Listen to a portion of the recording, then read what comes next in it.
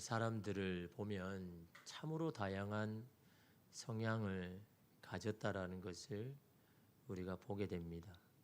비슷한 것 같은데도 어느가 다르게 차이점이 있다라는 것을 우리가 보게 되죠. 그래서 요즘 우리 젊은 친구들이나 아니면 아이들이 이 MBTI 검사를 요즘 너무 쉽게 앱으로 이렇게 많이 하더라고요. 그래서 자기도 이렇게 하고 저한테도 아버지 MBTI가 어떻게 되느냐, 옛날에 다 했죠.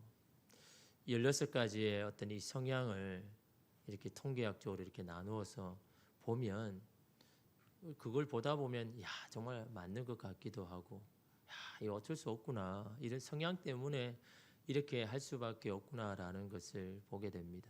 근데 그것으로 끝나면 되는데 또 아이들은 막 이렇게 비교를 하죠. 뭐는 좋고 뭐가 나쁘고, 너는 좋은 MBTI고 나는 정말 나쁜 MBTI 받아가지고 막 슬프다라고 하고, 어느 것이 낫고 좋은 거는 없죠.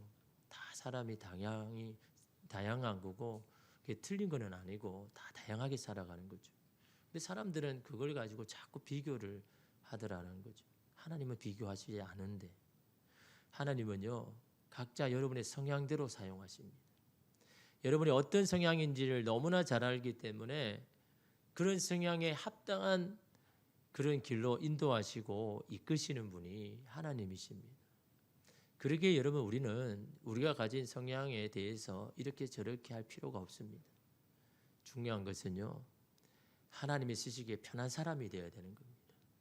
내가 어떤 성향이 가졌는지가 중요한 게 아니라 하나님이 나를 사용할 때 편한 사람인가 불편한 사람인가, 여러분 그게 더 중요한 거죠.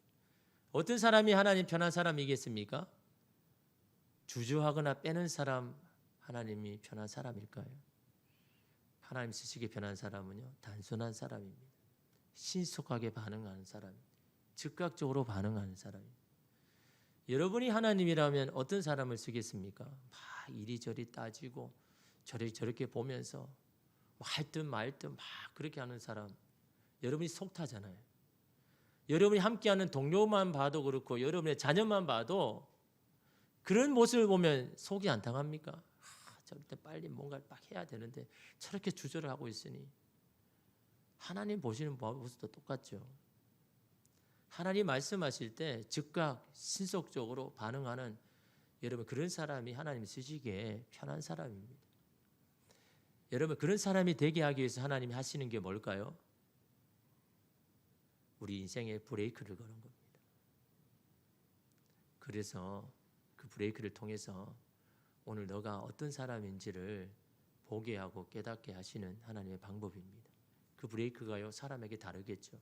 어떤 사람은 질병으로, 어떤 사람에게는 어느 직장의 위기로, 어떤 사람에게는 가정의 불화로, 어떤 사람에게는 자녀 때문에, 어떤 사람은 미래의 일 때문에 내 인생이 중단되고 브레이크를 걸리는 그런 사건이 일어날 수가 있는 겁니다. 그럴 때마다 우리는요, 우리를 멈추게 하시는 하나님, 왜 멈추게 했는지라고 하나님 앞에 불평할 것이 아니라 하나님 브레이크를 거신 이유가 도대체 뭘까요? 제가 봐야 될 게 무엇입니까? 라는 것을 깨닫는 게 여러분 참으로 중요하죠. 오늘 말씀에는 그런 하나님의 모습을 우리에게 보여줍니다. 오늘 본문의 말씀은 엘리야를 따르는 제자들이 너무나 많아진 거죠. 여러분, 엘리사는요 참 함께하기에 편한 사람입니다. 다른 사람의 의견을 잘 들어주기도 하고, 그리고 특별히 즉각적으로 반응하고 행동하는 사람. 그래서 뭘 하든지 이렇게 긍정적으로 해줄 수 있는 그런 엘리사입니다. 그러다 보니까 사람들이 막 모여들죠. 제자들도 막 모여드는 겁니다. 그 제자들이 너무 많으니까 여러분, 그 당시에 스승과 제자는 함께 살잖아요.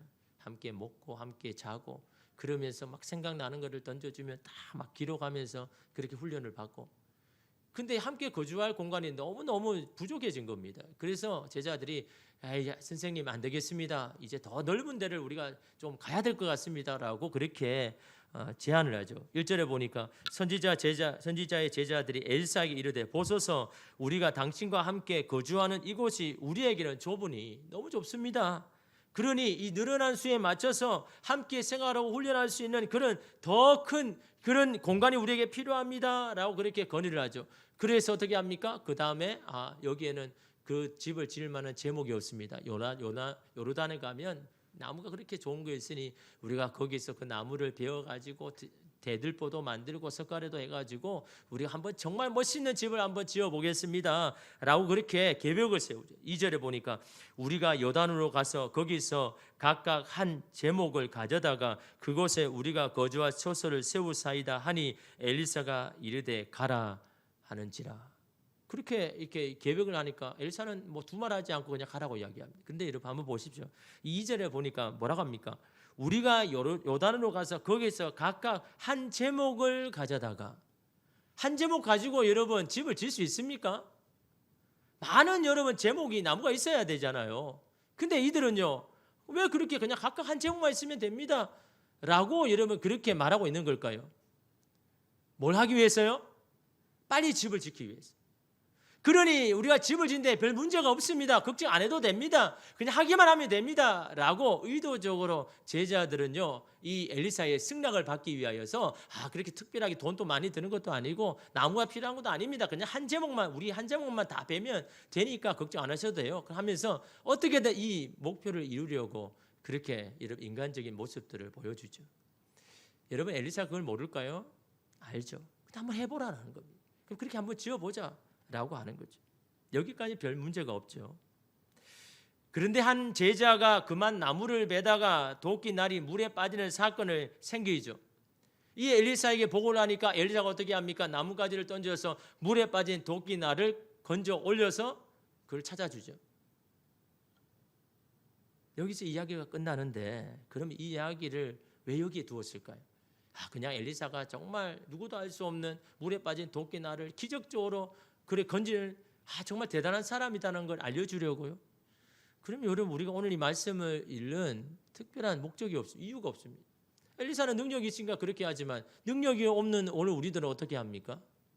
엘리사가 그런 능력으로 도끼의 날을 물속에 건졌다는 그것만을 가지고는요, 오늘 우리가 말씀을 읽는 여러분 우리가 의미가 없잖아요.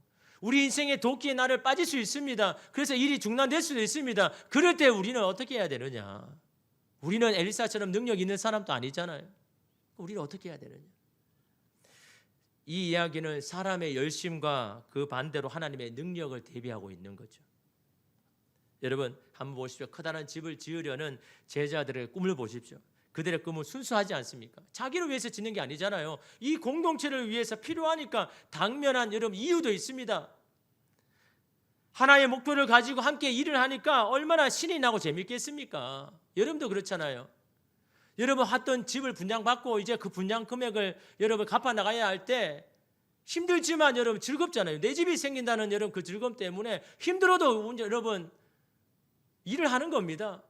먹고 싶은 것도 아낍니다. 왜? 내 시집을 이제 분양받았으니까. 그것을 이제는 내가 비용만 지불하면 내 거 되니까. 하나의 목표를 가지고 하면요, 사람은요 신이 나죠. 구체적인 목표가 있다는 것만으로도 힘을 낼 수가 있는 겁니다.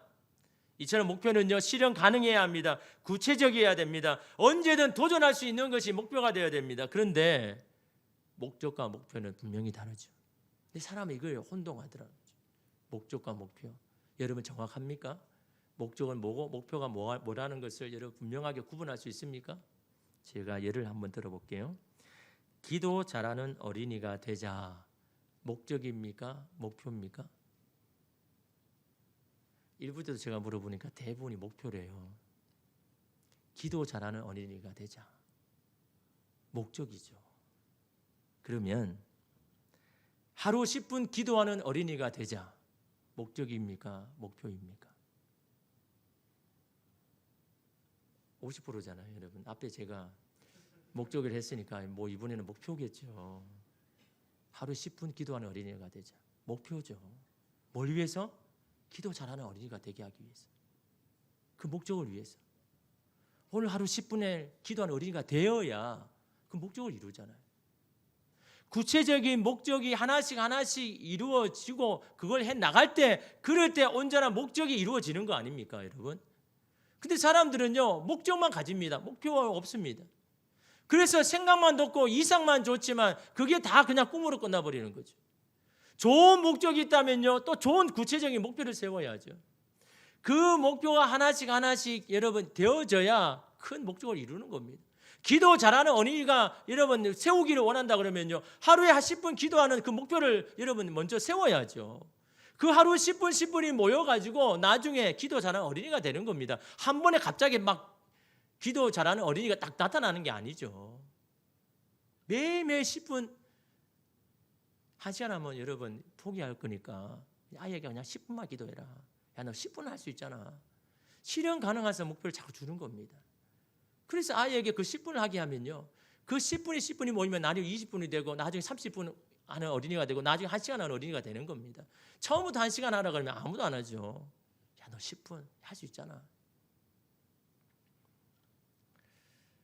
이처럼 해야 하는 당위성과 명분 그리고 구체적인 목표가 있을 때 사람들은요, 자신이 가지고 있는 것보다 더 큰 힘을 발휘합니다. 목표가 있으면, 그것을 위해 달려가면, 내가 할 수 있는 것이 8인데 그 목표가 딱 정해지면요, 10을 냅니다. 그게 인간이거든요. 또 스스로 결정한 거니까 포기하지 않죠. 끝까지 하죠. 문제는 이러한 당위성과 목표가 있어도 우리로 하여금 그 걸음을 멈추게 하는 일들이 분명히 발생한다라는 거죠.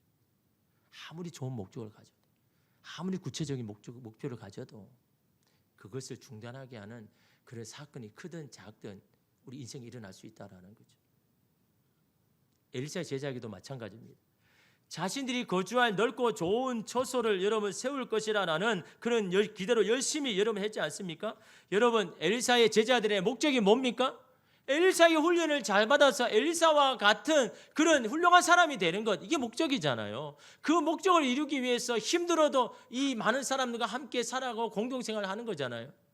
그래서 여러분 훈련의 시간도 필요하고 장소도 필요하고 이게 좁아지니까 목적을 위해 가지고 더 넓은 여러분 이 집을 하는 목표를 가지고 그렇게 하지 않습니까? 그렇지만 그것을 중단해야 하는 사건이 오늘 말씀에 발생한 거죠.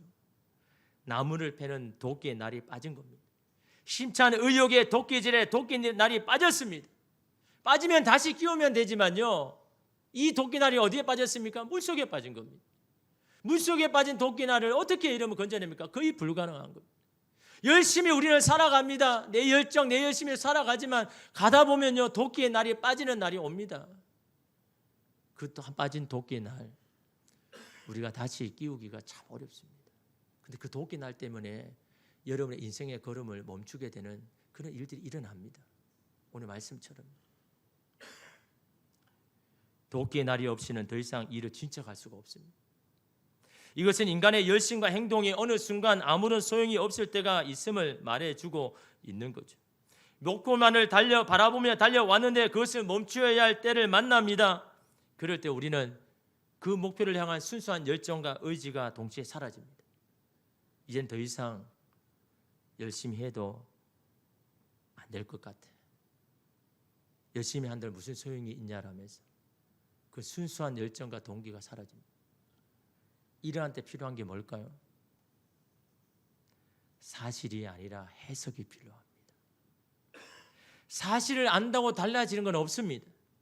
그 사실을 어떻게 해석하느냐에 따라서 인생의 방향이 달라지는 겁니다. 애굽에서 나와서 광야로 해서 오랫동안 있었던 이스라엘이 이제 가나안으로 들어가기에 앞서서 어떻게 합니까? 정탐꾼을 보내죠. 거기에 어떤 상황이 있는지 미리 알고 대비하기 위해서 정탐꾼을 보냈는데 뜻밖의 복병을 만나죠. 이로 인해 가나안으로 들어가는 목표를 중단해야 할 상황에 처한 겁니다. 가나안으로 들어가기 위해서 그 모진 40년의 광야 생활을 버텨왔는데 그 목표를 위해서 지금까지 달려왔는데 이제 가나안으로 들어가기만 하면 모든 것이 끝났다고 생각했는데 뜻하지 않은 복병을 만납니다. 그 복병은 그들이 상대하기에 너무 벅찹니다.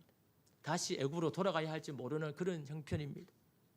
그런 상황에 직면했는데 그들에게 필요한 게 뭘까요? 사실을 아는 것, 사실에 직면하는 것 물론 필요합니다. 그러나 그 사실을 안다고 달라질까요? 먼저 낭패를 경험하거나 후에 낭패를 경험하는 그 차이인 겁니다.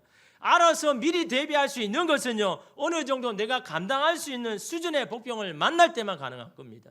그러나 가나안의 복병은 그들이 감당할 수준이 아니다라는 거죠. 그 복병이 있다는 그 사실을 아는 것으로는 낙심과 절망을 할 수밖에 없습니다. 여러분, 아는 사실을 가지고 우리가 하는 일들은 뻔하잖아요. 뭘 합니까? 그것과 자꾸 비교만 하잖아요. 이 엄연한 현실인데 나는 어떻고, 그 스스로 여러분 위축을 시킵니다. 그 사실을 안다고 여러분 오히려 우리에게는 더 마이너스입니다.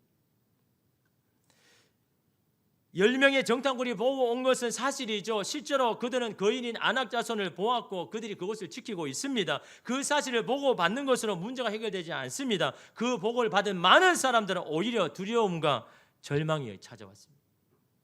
여호수아와 갈렙이 보고한 것은 사실뿐만 아니라 그 사실 뒤편에 있는 해석을 내어놓은 겁니다. 사실에 기반하면 아낙 자손에 비해서 자신들은 뭐라고 합니까? 메뚜기가 되는 겁니다. 비교하는 거죠. 아낙 자손이 거인이 그들과 나를 비교해 보니까 우리는 메뚜기밖에 안 되는 겁니다. 그게 그들이 내어놓은 겁니다. 그러나 여호수아와 갈렙이 가진 관점으로 해석을 하면요, 그들은 뭐라고 이야기합니까? 우리의 밥이다. 한 주먹거리도 안 된다.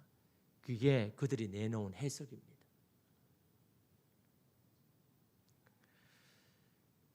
그것은 하나님께서 약속하신 말씀에 근거한 해석입니다. 여러분 나름대로 해석하지 마시기 바랍니다. 여러분의 경험을 해석하지 마십시오.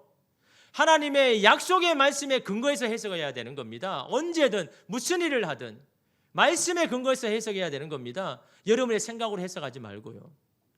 갈렙과 여호수아가 해석한 건 단게 아닙니다. 하나님이 약속하신 약속의 말씀을 근거로 한 겁니다. 어떤 약속입니까? 너희들에게 이 가나안 땅을 너희 손에 붙여주겠다. 그 약속 안에는 아낙 자손인 거인인 이 족속도 포함되어 있는 겁니다. 그 약속의 기반으로 해석을 하니까 그들은 거인이 아니라 우리의 밥인 겁니다. 신실하신 하나님, 그 약속을 지키신 하나님은 그 아낙 자손이라 있다 할지라도 그들이 그 땅에 살지 못하게 할 것이라는 그런 해석을 이들이 내어놓았지 않습니까? 그것이 상황을 반전시키지 사실을 아는 게 반전시키는 게 아닙니다.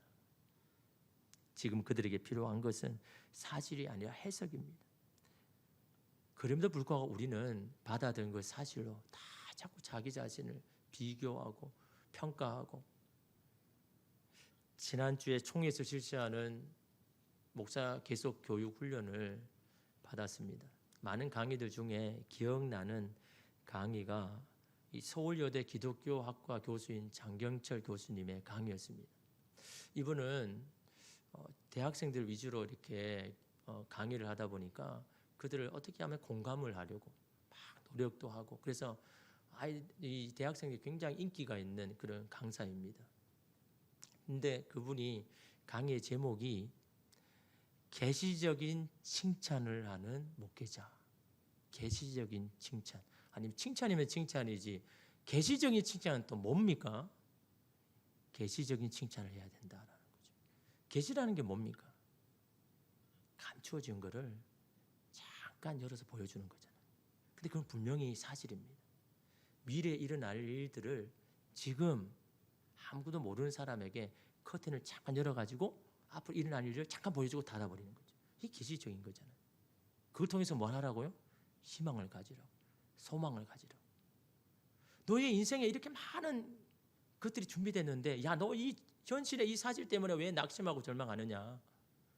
그러면서 칭찬을 하는데 그냥 아무런 의미 없는 칭찬이 아닙니다. 계시적인 칭찬. 야, 너를 위한 하나님의 놀라운 계획을 가지고 있으니 야, 이 계획을 네가 한번 생각한다면 너 이거 이길 수 있어. 너 잘하고 있어. 살짝 그런 계시적인 칭찬. 이 계시적인 칭찬하니까 막 이렇게 다가오는데, 여러분도 이런 계시적인 칭찬해야 되는 겁니다. 그냥 여러분이 원하는 칭찬하지 말고 이 아이를 향한 하나님의 놀라운 그 계획을 여러분 믿고 그것을 믿을 수 있도록 미리 하나님의 뜻을 알려주는 겁니다. 그런 뜻으로 여러분 그 아이에게 말해줘야 되는 거죠. 그런데 그분이 강의 중에 이런 말을 했습니다. 악화시키지만 않아도 대단히 자라난 것입니다. 뭐라고요? 악화시키지만 않아도 대단히 잘하고 있다. 그만큼 여러분 유지하는 게 대단한 겁니다. 지금의 이 시대에 그냥 그대로 유지하는 것도 여러분 이게 참 대단한 거다라는 거죠. 근데 사람이 대단한 걸 대단하고 여기지 않더라는 거죠. 별로 달라진 것도 없고 좋아진 것도 없지만 악화시키지만 않았다면 그것은 성공이라는 겁니다. 잘하고 있다라는 겁니다. 왜냐하면 여러분 학생들을 보니까 아니 지금의 현실에 너무 사로잡혀가 자신을 힘들게 하고 미래에 대해서 걱정과 염려만 하고 아무것도 안 하더라라는 거죠. 분명히 미래에 좋은 희망과 소망이 있음에도 불구하고 지금 받아든 현실 때문에 너무너무 낙심해 있더라는 거죠. 그럼 어떻게 합니까? 아무것도 하지 않고 자기만 변호하는 겁니다. 세상이 어떠니 현실이 어떠니 사회가 어떠니 그래서 나는 어떻게 할 수 없어. 이거는 내 잘못이 아니고 이 사회 때문이야 라고 그렇게 자기를 변호하고 위로하면서 자기는 아무것도 안 합니다. 그런 학생들을 보니까 너무 안타까운 겁니다. 야, 지금은 눈에 안 보이고 아무것도 없는 것 같고 잘 안 되는 것 같지만 악화시키지만 않으면 너 잘하고 있는 거야. 너 지금 성공하고 있는 거야. 잘하고 있는 거야.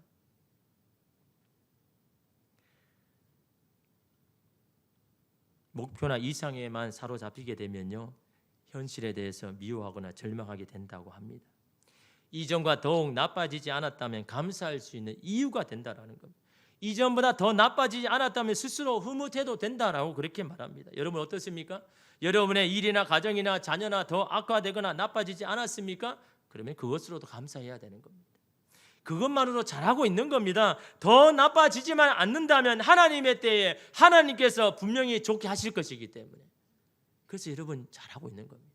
여러분 옆 사람에게 한번 격려와 축복의 말씀 한번 해볼까요? 여러분 잘하고 있습니다.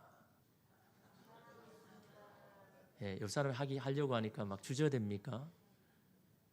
여러분 축복의 원리를 아셔야 되는 겁니다. 여러분 스스로 여러분 자신을 축복해 보십시오. 그것과 남을 축복을 해 보십시오.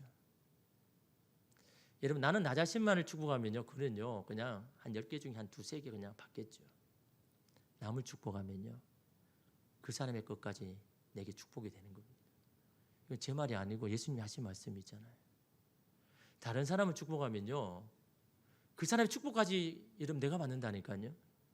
그 축복의 원리를 하셔야 되는 겁니다. 나는 축복받기를 원하는데 그 스스로만 자꾸 축복하지 말고 막 옆 사람을 여러분 그렇게 축복하십시오.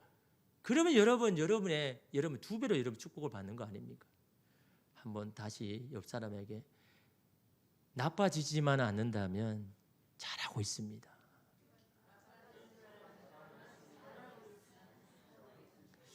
한 가지 이렇게 그분이 이렇게 이야기를 하라고 하는 게 있더라고요. 당신의 인생이 어떠하든지 영원히 섬기겠습니다. 너무 깁니까? 당신의 인생이 어떠하든지 간에 영원히 섬기겠습니다. 죄송합니다. 너무 길게 해서. 예. 우리는 그 사람이 인생이 어떤지에 따라서 내가 섬길까 사랑해 줄까 결정하잖아요. 그죠? 그 사람이 어떤 인성인지 중요하지 않습니다. 어떤 인성인지까지 내가 영원히 당신을 섬기겠습니다. 사랑하겠습니다. 이게 여러분 그 끈을요 유지할 수 있는 여러분 길입니다. 해석이 중요한 겁니다. 사실로는 바꿔지지 않지만 어떤 해석을 하느냐에 따라서 그것을 바라보는 우리의 시선이 달라지는 겁니다. 엘리사의 제자들에게는 선지자 학교를 다른 곳에 지어야 하는 분명한 이유가 있고 그것을 위해서 협력하여 열심히 일을 했습니다. 그럼에도 그것이 중단될 위기는 언제든지 올 수 있다라는 거죠. 이 위기를 어떻게 해석하느냐에 따라서 그것이 걸림돌이 될 수도 있고 디딤돌이 될 수도 있다라는 거죠. 인생은 도끼 날이 빠지는 경험을 하게 됩니다. 그것 때문에 자신의 무력함을 느끼죠. 왜 나는 이것밖에 안 되는가 할 때가 있죠. 그러나 그것으로 끝나지 않는다라는 거죠. 새로운 방향으로 우리를 성숙하게 하는 겁니다. 내 힘으로만 되는 것이 아니라는 것을, 누군가의 도움이 필요하다라는 것을, 이 모든 것을 주관하신 하나님이 함께 해야 한다는 그 사실을 깨닫는 것만 해도 여러분 그 목표를 이루는 겁니다. 실패와 성공 그 자체가 인생의 목적이 아니라 실패하거나 성공이라는 과정을 통해서 우리는 더욱더 성숙한다는 그것이 여러분 본질 아닙니까? 우리가 우리의 꿈을 이루기 위해서 사용하는 도끼가 뭡니까? 엘리사의 제자처럼 빌려오기도 합니다. 우리의 꿈을 이루기 위해서 물질이나 기회나 지식과 같은 것들 부모에게로 누구에게나 빌려옵니다. 하나님으로부터 빌려온 것도 있습니다. 그런데 그 도끼날이 빠져서 그것도 지척을 분간할 수 없는 강물에 빠졌습니다. 5절에 보니까 한 사람이 나무를 벨 때에 쇠도끼가 물에 떨어진지라 이에 외쳐 이르되 아 내 주여 이는 빌려온 것이니이다. 얼마나 속상해서 이 말을 했겠습니까? 여러분 도끼 한 자루 빌릴 수 없는 가난한 형편을 가진 자가 이 제자입니다. 그래도 어떻게 합니까? 목표를 이루기 위하여서 그 도끼를 빌려온 겁니다. 제가 잘 관리해서 돌려줄 테니까 제발 좀 빌려달라고. 그래서 빌려온 그 자루 아닙니까? 여러분 그렇다면요 그 목표를 이루고 돌려주면 없어지면 그래도 좀 낫잖아요. 그 목표를 이루기 전에 막 열심히 했는데 그 도끼날을 잃어버렸으니 여러분 그 당시 율법에 의하면 빌려간 것을 상하게 하면 그대로 갚아줘야 됩니다. 보상을 해줘야 돼요. 아니 도끼 한 자루 살 수 없는 가난한 제자가 어떻게 그걸 보상하겠습니까? 다 목표를 이루고 난 다음에 잃어버렸다면 그래도 괜찮을 텐데 아직 목표도 이루지 못하고 중간에 이렇게 여러분 아무것도 할 수 없고 배상을 해야 돼. 얼마나 속상하겠습니까? 그래서 여러분 엘리사 선지자에게 선지자여 이 도끼는 빌려온 것인데 어떡합니까? 라고 너무 속상해가지고 엘리사에게 그렇게 이야기합니다. 근데 여러분 그 제자가 잘한 게 뭡니까? 엘리사에게 그렇게 말한 거는요 저는 더 이상 어떻게 할 수가 없습니다. 당신의 도움이 필요합니다. 도움의 손길을 내민 거죠. 자 열심히 하던 도끼날이 중단되는 것 여러분 그것을 통해서 제자들이 알게 되는 겁니다. 인간의 열심만으로 되는 게 아니구나. 인간의 노력만으로 되는 게 아니구나 하는 거죠. 그것을 중단해 보니까 하는 겁니다. 내가 열심히 건강을 위해서 했지만 그 건강이 무너질 때 나의 열심으로만 안 되는구나. 내가 재정을 위해서 열심히 모아왔는데 한순간에 쏟아지고 흩어져 버릴 때 내 열심으로 모아서는 안 되는구나. 내 자녀를 위해서 열심히 양육하긴 했는데 갑자기 이유도 없이 내 자녀가 삐뚤어질 때 내 열심만으로는 안 되는구나. 주님의 도우심이 필요하는구나.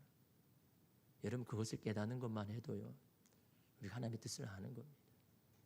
제자들이 여러분 도끼날이 빠지지 않는 걸 없었다 그러면요 다 자기 열심으로 세웠다고 하지 않겠습니까? 저마다 자기 열심으로 계획으로 여러분 이 넓은 곳을 해서 우리가 이렇게 할 수 있다라고 저마다 자기에게 공로를 돌리지 않겠습니까? 도끼가 빠지니까 하는 겁니다. 내 힘만으로 안 되는구나.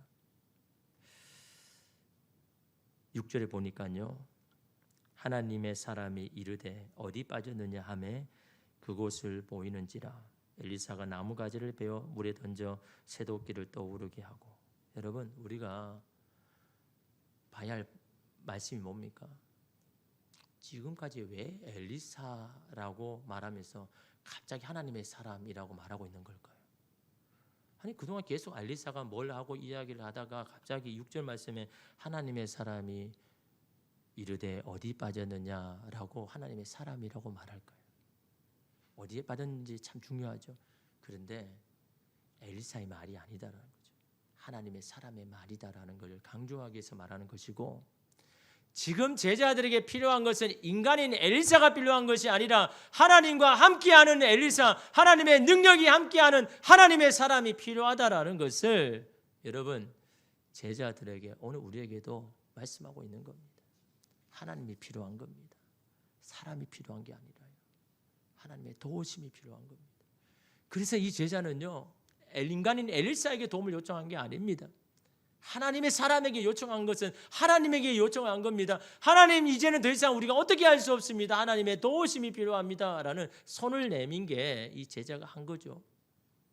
여러분 근데 이 말을 들은 엘리사가 6절에 다시 보니까 뭐라고 합니까? 어디서 도끼를 잃어버렸느냐. 아니 잃어버린 거 이 물속 아닙니까? 그럼 뭐 우리 여러분 아시다시피 그 나무까지 던져가지고 건지면 되는 거잖아요. 어디서 이게 빠진 게 중요합니까? 우리는 그렇게 생각할 수 있잖아요. 우리는 잃어버린 것에만 관심을 가지니까 그 고기를 다시 얻는 게 중요한 거니까 어디서 빠진 게 중요한 게 아닙니다. 이걸 다시 건지는 게 중요하죠. 그런데 엘리사가 말하는 중요한 거는 뭡니까? 어디서 빠졌느냐. 건지기만 하면 되는 건데 왜 제자에게 굳이 어디서 빠졌는지를 여러분 묻고 있는 것일까요? 어디서 빠진 것을 모르면요, 그 도끼를 다시 얻을 수 없다라는 거죠. 어디서부터 잘못됐는지를 알지 못하면요, 지금의 문제를 해결할 수 없다라는 겁니다. 자신이 어디서 도끼를 잃어버린지 모르면 도끼를 찾을 수 없습니다. 어디서부터 잘못되었는지 알 수 없으면 거기에 합당한 처방을 낼 수가 없는 것과 마찬가지입니다. 그러기에 다시 생각하기도 싫은 그 자리에 가야 합니다. 힘들어도 그것을 다시 마주해야 됩니다. 우리는 그곳에서 도끼를 빠뜨렸지만 하나님은 그곳에서 다시 그 도끼를 건져 주실 것이기 때문에, 우리는 그곳에서 실패했지만 하나님은 그곳에서 다시금 우리로 하여금 성공하게 해 주실 것이니까, 우리는 그곳에서 넘어졌지만 하나님은 우리를 그곳에서 일으켜 세워 주실 것이니까.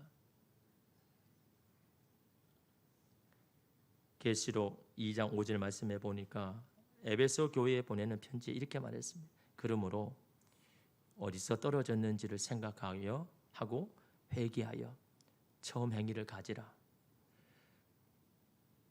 만일 그리하지 아니하고 회개하지 아니하면 내가 내게 가서 내 촛대를 그 자리에서 옮기리라. 그 촛대라는 건 구원을 상징하죠. 그 촛대를 옮겨 놓을 것이다. 뭐 하지 않으면요, 어디서부터 떨어졌는지를 생각하지 않으면, 어디서부터 잘못되었는지, 어디서부터 잘못된 방향으로 나아갔는지 그걸 생각하지 않고 다시 되돌리지 않으면, 회개한다는 것은 다시 되돌린다는 거죠. 다시 예전처럼 그렇게 살아가는 것이 아니라 다시 되돌리고 수정한다는 의미 아닙니까? 자신의 문제가 어디에 있는지 알지 못하는 사람은 문제를 해결할 수 없죠. 그런데 우리 대부분은 우리의 문제를 다 압니다. 과연 모르는 사람이 있을까요? 알지만 그것을 인정하기 싫거나 대면하기 싫고 그 문제를 해결하고픈 의지나 생각이 없기 때문입니다. 그러면서 뭐라고 합니까? 해도 안 됩니다. 해도 안 됩니다. 근데 해도 안 됩니다라고 말하는 사람을 가만히 보면요, 한두 번 하다가 그냥 포기하는 사람도 있고, 어떤 사람은요, 예전에 잘못된 거를 계속 똑같이 반복하는 겁니다. 그걸 수정하지 아니하고 계속 똑같이 하면서 나는 이렇게 했는데 안 됩니다, 해도 안 됩니다라고 그렇게 말합니다. 당연히 안 되죠. 예전 그렇게 해왔던 것으로 이렇게 되었으면 이제는 수정하고 바꿔야 되지 않습니까? 그렇게 해야 뭔가 달라지고 하는데 예전과 똑같이 하면서 나는 열심히 했습니다, 나는 해도 안 되는 것 같습니다라고 하죠. 하나님께서 멈추게 하신 이유는 뭡니까? 지금까지 돌아온 방향이 어디 무엇부터 잘못되었는지 수정하고 고치고 이제는 올바른 방향으로 나아가려고 하는 하나님의 뜻이 아닙니까? 네가 어디서 떨어졌는지 여러분 이 제자가 모르겠습니까?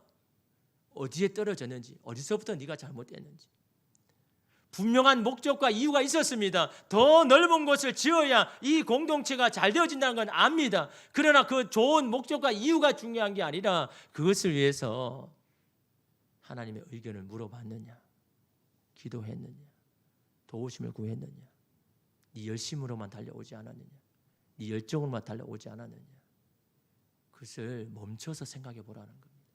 멈춰서 다시 돌아보라는 겁니다. 그것을 알고 다시 달려가야 된다라고 여러분 하시는 말씀 아닙니까? 여러분의 도끼날은 어떻습니까? 쓸만합니까? 아니면 빠져서 도끼 자루만 가지고 있습니까? 이제는 겸손히 주님의 도움을 청할 시간입니다. 인간의 의욕과 꿈만 가지고 삶이 성취되지 않음을 알고 물에 빠진 도끼날을 건져 올리는 하나님의 연금술이 없으면, 하나님의 능력이 없으면 우리의 인생은 여기서 멈춰야 된다는 이 엄연한 사실을 여러분 우리가 기억하며 겸손히 빈 도끼 자루를 들고 주님 앞에 나아가야 됩니다. 빌려온 도끼날이라고 해도 그 도끼 자루를 가지고 나아갈 때 주님, 주의 도우심이 필요합니다. 주님이 함께 하심이 필요합니다. 주의 이끄심이 필요합니다. 겸손히 빈 도끼 자루 들고 나아갈 때 하나님께서 그것을 건지셔서 이 사람에게 뭐랍니까? 네가 그걸 집어라. 왜? 그걸 짚고 일할 사람은 우리 아닙니까? 오늘 우리에게도 다시 시작할 수 있는 기회와 여건을 주실 겁니다. 그를 잡고 일해야 할 사람은 우리입니다. 주님께서 내민 손길, 여러분 그걸 다시 잡고 오늘 우리에게 주신 일들을 그 속에서 하나님의 영광을 위해서 다시 살아가기를 이름 결단하면서 살아가는 저와 여러분 되기를 간절히 주의 이름으로 축복합니다.